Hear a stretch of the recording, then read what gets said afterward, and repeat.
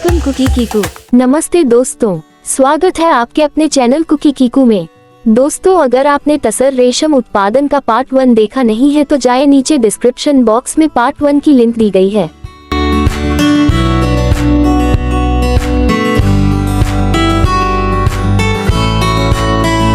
तसर रेशम पार्ट 1 में हमने आपको बताया था कि पेड़ पर तसर रेशम के उत्पादन की पूरी स्टेप बाय स्टेप प्रक्रिया कैसे होती है।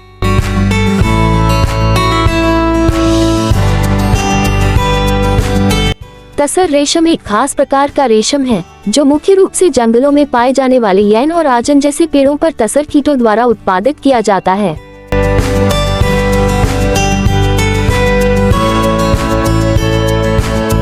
हमने देखा था कि कैसे तसर कीटों से लेकर कोकून बनने और फिर रेशम के धागे तक का सफर तय किया जाता है। ये व्लॉग आपको इस प्रक्रिया की गहराई से जानकारी देगा। तो चलिए इस रोमांचक सफर की शुरुआत करते हैं। आज के इस व्लॉग में हम आपको दिखाएंगे कि कैसे कोकून रेशम के कीड़े का आवरण से एक सुंदर तितली बाहर निकलती है। ये पूरी प्रक्रिया प्राकृतिक रूप से होती है और बेहद रोमांचक होती है।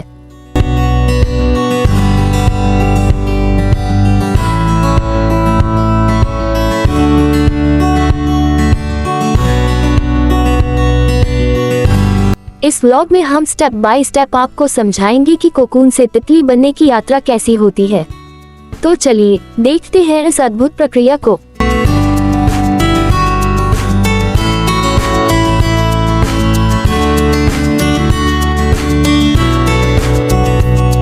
पहले चरण में रेशम के कीड़े को पत्तों पर रखकर उसे खाने दिया जाता है।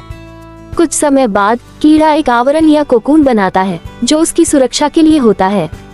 कोकून के अंदर कीड़ा अपने जीवन के सबसे महत्वपूर्ण परिवर्तन से गुजरता है।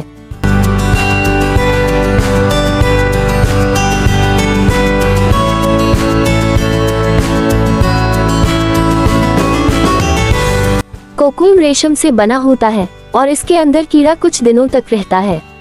ये कोकून कई रंगों में होता है, जैसे सफेद, पीला और सुनहरा।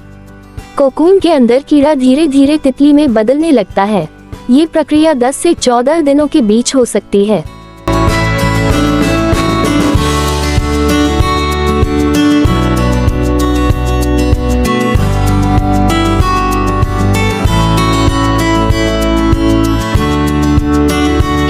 कीड़े का शरीर पूरी तरह से बदलता है और पंख विकसित होते हैं।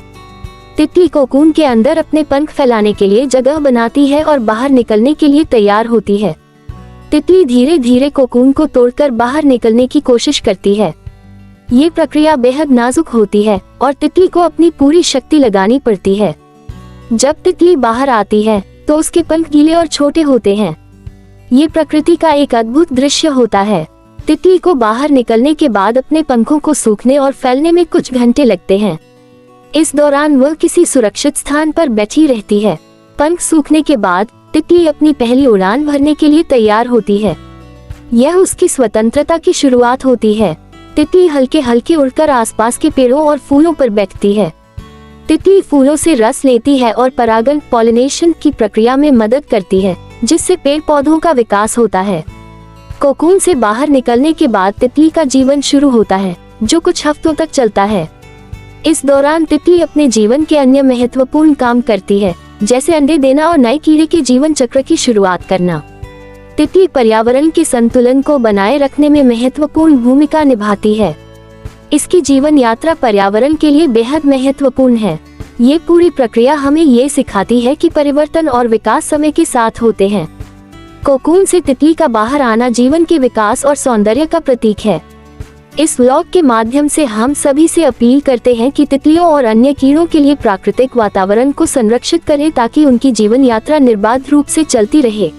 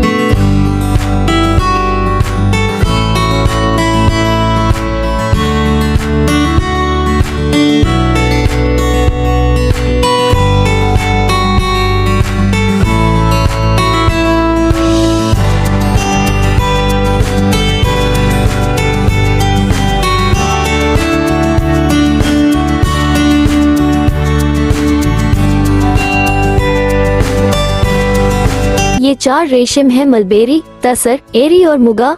मलबेरी ये पूरे महाराष्ट्र जिले में उत्पादन होता है, लेकिन तसर रेशम ये सिर्फ महाराष्ट्र के भंडारा, गोंदिया, गढ़चिरौली और चंद्रपुर जिले में उत्पादन होता है।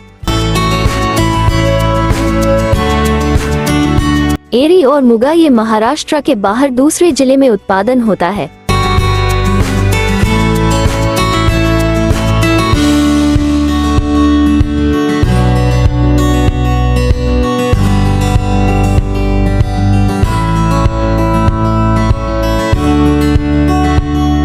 ये है मेल और फीमेल मोब। फीमेल मोब और मेल मोब को पहचाने का तरीका, मेल विंग का कलर डिफरेंट होता है। मेल का कलर येलोइश होता है और फीमेल विंग का कलर तांबड़ा होता है। मेल मोब का एंटेना बड़ा होता है और फीमेल मोब का छोटा। मेल मोब का अब्डोमल छोटा होता है और फीमेल मोब का अब्डोमल बड़ा होता है।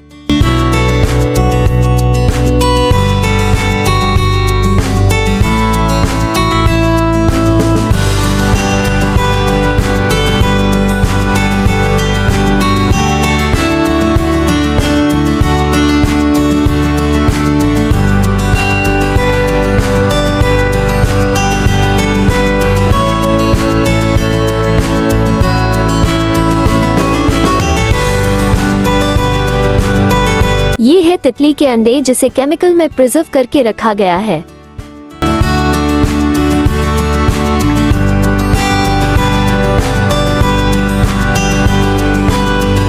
अंडे के बाहर ये छोटा कीड़ा निकलता है। ये है फर्स्ट स्टेप। ये कीड़ा सबसे छोटा होता है।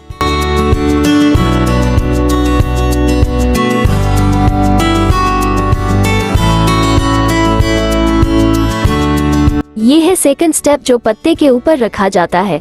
ये आप तसर रेशम उत्पादन पार्ट 1 में देखा होगा।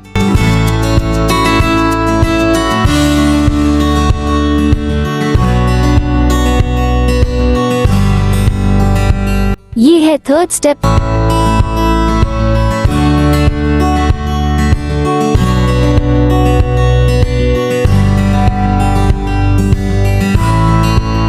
ये है फोर्थ स्टेप।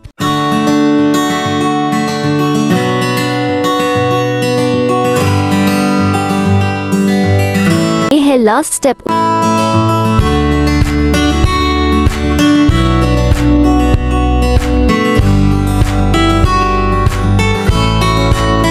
इसके बाद कोकून बनाना चालू होता है। फिर कीड़ा रेशम से अपने आप को लपेटना चालू रखता है।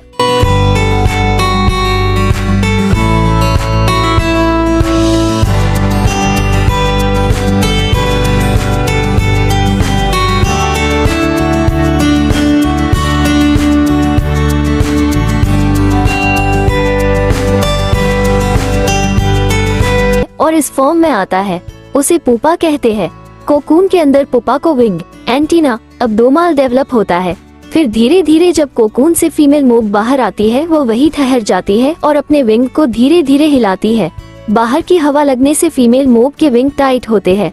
फीमेल मोब थोड़ी वीक होती है। कोकून से पुपा बाहर आने का समय रात को 3 से 4 बजे का होता है। मेल मोब भी फीमेल मोब की तरह बाहर आता है।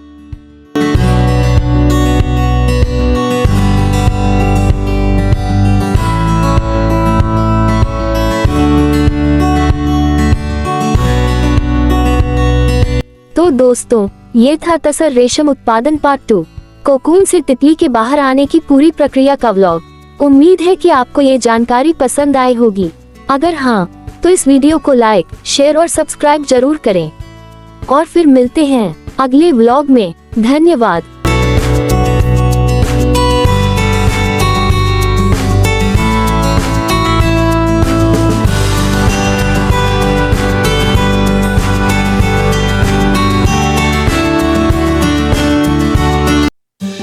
Please like, subscribe and share.